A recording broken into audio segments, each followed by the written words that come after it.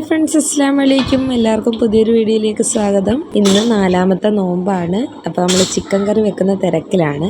ഇന്ന് ഞാൻ ചിക്കൻ കറി വെക്കുന്നത് എല്ലാം കൂടെ ഒറ്റ വിസിലിന് അടിച്ചെടുക്കുന്ന രീതിയിലാണ്. ഇങ്ങനെ ചെയ്യുവാണെങ്കിൽ ഒന്നോ രണ്ടോ വിസിൽ അത്രയും മതി കുക്കറിൽ. അതുകൊണ്ട് ഞാനിപ്പോൾ വെളിച്ചെണ്ണയായിട്ട് പുരട്ടിയെടുത്തത് ചിക്കനും എല്ലാം ഉണ്ട്. സവാള, ഇഞ്ചി, പച്ചമുളക്, തക്കാളി, ഉപ്പ്, പിന്നെ നമ്മൾ ചിക്കൻ കറിക്ക് ഇടുന്ന എല്ലാ പൊടിയും, മുളക് പൊടി, മഞ്ഞൾപ്പൊടി, മല്ലിപ്പൊടി, മീറ്റ് മസാല, ഗരം മസാല ഉണ്ടെങ്കിൽ കുറച്ച് ഗരം മസാല കൂടെ ഇട്ട് കൊടുക്കും കേട്ടോ, നല്ല ടേസ്റ്റാണ്. ഇനി ഇതിൻ്റെ ഉപ്പും പുളിയൊക്കെ നോമ്പ് തുറന്നു കഴിഞ്ഞാൽ അറിയത്തുള്ളൂ. എന്നാലും സംഭവം ഞാൻ എന്നും ഇടുന്ന കണക്കിന് തന്നെ ഇട്ടിരിക്കുന്ന. ഇല്ല, വീട്ടിൽ നോമ്പില്ലാത്ത ആരെങ്കിലും കൊണ്ട് രുചിപ്പിച്ച് നോക്കണം. ഏകദേശം കണക്കിന് ഞാൻ ഉപ്പൊക്കെ ഇട്ടിരിക്കുന്ന. ഇതിനി പാകമാണോ എന്നറിയാൻ നോമ്പില്ലാത്ത ആർക്കെങ്കിലും കൊടുക്കണം. ഈ വ്യക്തിക്ക് കൊടുത്തു നോക്കാം. എന്നാ ഉപ്പുണ്ടാ നൈസു കറിക്ക്? കണ്ട, ഇതൊരു പ്രശ്നക്കാരിയാണ്. ഇതിനും പേര് നമ്മൾ നോക്കാതിരിക്കുന്നത്. പുള്ളിക്കവിടെ വേറെ പരിപാടിയാണ്. ചാമ്പങ്ങ ഉപ്പിലിട്ട് പറക്കി തിന്നോ. അപ്പോൾ ചിക്കൻ കറി നമ്മൾ കുക്കറിലാണ് വെക്കുന്നത്. അതവിടെ ഇരുന്ന് അടിക്കുമ്പോഴത്തേക്കും ഞാൻ കുറച്ച് തുണിയൊക്കെ വെട്ടാനുണ്ടായിരുന്നു, തയ്ച്ചു കൊടുക്കാനുള്ള. അതൊക്കെ ഇരുന്ന് വെട്ടും. ഒരു അജ്രക് മെറ്റീരിയലിൻ്റെ ചുരിദാറൊക്കെ ഉണ്ടായിരുന്നു. നല്ല കിടുക്കൻ ചിക്കൻ കറി കേട്ടോ. വൈകുന്നേരത്തേക്ക് പൊരി ഉള്ളിവടയാണെന്ന് കേട്ടപ്പോൾ തൊട്ട് പുള്ളിക്കാരൻ പറഞ്ഞ് ഞാൻ എന്നാൽ ഇതിനെല്ലാം കുഴച്ച് തരാമെന്ന്.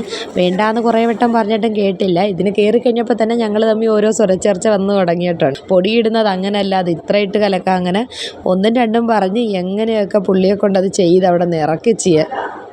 എങ്ങാനും ഈ ഉള്ളിയോടൊക്കെ രുചി കൂടിയിട്ടുണ്ടെങ്കിൽ പിന്നൊന്നും പറയണ്ട, എൻ്റെ തലയുടെ മുകളിൽ കയറി ഡാൻസ് കളിക്കും.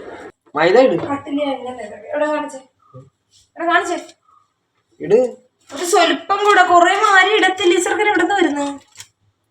പിന്നെ മാവ് ഉരുട്ടി തന്നെന്ന് പറയും എന്നെ. അപ്പൊ ഗൈസ്, നമുക്കിന്ന് ഇതിങ്ങനെ ഇളക്കുന്നതിലാണ് ഇതിന്റെ കാര്യം.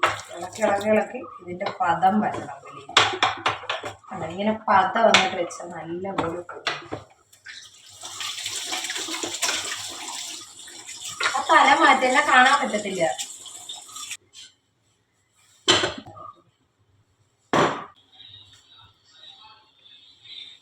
ഇങ്ങനെ കോസ്റ്റ്യൂം ഇട്ടിട്ട് അടുക്കളയിൽ ചെയ്യുമ്പോഴാണ് എനിക്ക് കിട്ടുന്നത്. നന്നായിട്ട് ഈ മസാലയൊക്കെ പിടിച്ചു കേട്ടോ. ഇപ്പൊ കൊള്ളാന്ന് പറഞ്ഞല്ലേ, പിന്നെ അതും പറഞ്ഞു തന്നെയാണ്.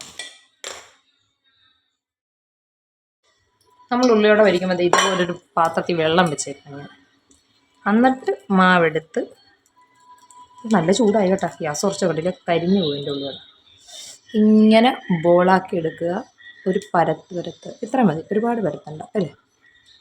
എന്നിട്ടിങ്ങനെ ചൂടോടെ എണ്ണയിലോട്ടിടുക. ഒരുപാട് കരിയാനായിട്ട് പെട്ടെന്ന് ചേർക്കാൻ വേണ്ടി ഗ്യാസ് കൂട്ടിയിടല്ലോ കേട്ടോ. കൂട്ടിയിട്ട് എൻ്റെ ആദ്യത്തെ നോമ്പ് വീഡിയോയിൽ പുള്ളിയോടെ ഉണ്ടാക്കി ഞങ്ങൾ കണ്ടോ, ആ ഒരു ലുക്കിൽ കിട്ടും. കാണാത്തവരുണ്ടെ പോയി കണ്ടോ കേട്ടോ. മീഡിയത്തിൽ ഇട്ട് ചെയ്യുന്നതാണ് നല്ലത് ഉള്ളിയോടെയൊക്കെ.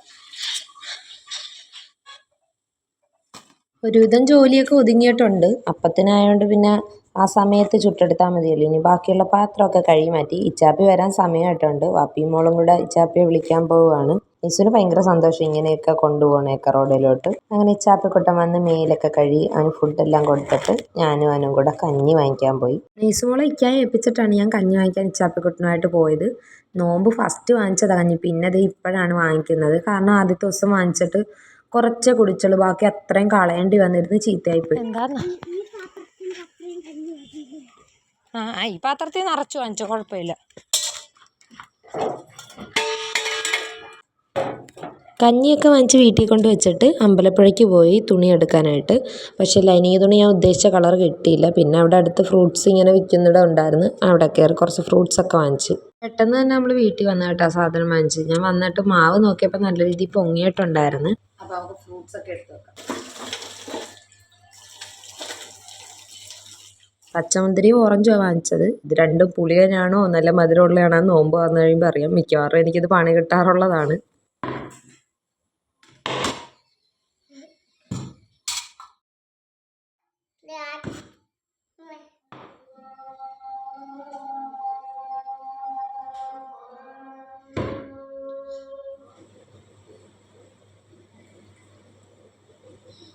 നോമ്പ് തുറന്ന് അധികം നേരം ഇരുന്നില്ല. പെട്ടെന്ന് പോയി നിസ്കരിച്ചിറങ്ങി. നെയ്സുമോളെ മേല് കഴുകിപ്പിച്ചൊക്കെ എടുത്ത് വീട്ടിലൊന്ന് പോകണം. നാത്തൂൻ്റെ കൈ പൊള്ളിയിരിക്കുന്നതെന്ന് ഉമ്മ വിളിച്ചപ്പോൾ പറഞ്ഞായിരുന്നു. അപ്പോൾ ഒന്ന് കാണാൻ പോവുകയാണ്. അപ്പോൾ ഇക്ക തറാവീഹിന് ഞങ്ങളുടെ അവിടെയുള്ള പള്ളിയിൽ പൊയ്ക്കോളാം എന്ന് പറഞ്ഞ് എന്നെ അവിടെ ആക്കിയിട്ട് അങ്ങനെ പെട്ടെന്ന് തന്നെ അപ്പമൊക്കെ ഉണ്ടാക്കി. അപ്പം നന്നായിട്ട് വന്നായിരുന്നു കേട്ടോ. നല്ല ടേസ്റ്റ് ഉണ്ടായിരുന്നു അപ്പത്തിന്. അതുപോലെ ഓറഞ്ചും മുന്തിരിയും ഞാൻ വാങ്ങിച്ചത് നല്ല മധുരമുള്ളതുമായിരുന്നു. ഫുഡൊക്കെ കൊടുത്ത് എല്ലാവരെയും കഴിപ്പിച്ചിറക്കി. നെയ്സും ഇങ്ങനെ ആടി ആടി ഇരിക്കുമായിരുന്നു കുറേ നേരം കൊണ്ട്. എന്നെയും പിള്ളേരെ വീട്ടിലാക്കിയിട്ട് ഇക്ക തറാവീഹ് നിസ്കരിക്കാൻ പോയി. എന്തായാലും 10 മണി കഴിയും വരാൻ. തണുത്ത പാലാണെന്ന് കരുതി ചൂട് പാലിൽ നാക്കിട്ട് പൊള്ളിയ പൂച്ചയുടെ കഥ കേട്ടിട്ടില്ലേ? അതുപോലെയാണ് ഷെബിതാക്ക് പറ്റിപ്പോയത്. പച്ചവെള്ളമാണെന്ന് കരുതി ചൂടുവെള്ളം ഇരുന്ന കപ്പിലോട്ടാണ് കൈ മുക്കിയത്. ഭാഗ്യത്തിന് പെട്ടെന്ന് തന്നെ കൊണ്ടുപോയത് കൊണ്ട് വലുതായിട്ടുള്ള ചൊള്ളിച്ചൊന്നും വന്നില്ല. അവളുടെ കൈ വയ്യാത്തതുകൊണ്ട് നുവാമിക്ക് ഞാൻ വാരിക്കൊടുക്കുമായിരുന്നു. അവൾ കഴിക്കാൻ ഭയങ്കര പാടാണ്. പിന്നെ ഞാൻ വീട്ടിൽ പോയി കളയുമെന്ന് പറഞ്ഞ് ഭീഷണിപ്പെടുത്തിയാണ് കഴിപ്പിച്ചത്. ഉമ്മിയുടെ കൈയും ഡ്രസ്സ് ചെയ്ത് വെച്ചിരിക്കുകയാണ്. ഉമ്മിക്ക് 2 ദിവസം മുമ്പ് മീൻ വെട്ടിയപ്പോൾ കൈ നല്ലപോലെ മുറിഞ്ഞിട്ടുണ്ട്. 10 മണി ആയപ്പോഴത്തേക്കും ഇക്ക പള്ളിയിൽ നിന്ന് നിസ്കാരം കഴിഞ്ഞ് വന്നു. അങ്ങനെ എല്ലാവരോടും യാത്ര പറഞ്ഞ് ഞങ്ങൾ വീട്ടിലോട്ട് പോയി. അപ്പോൾ ഇത്രയേ ഉള്ളൂ ഇന്നത്തെ വീഡിയോ. ടാറ്റാ.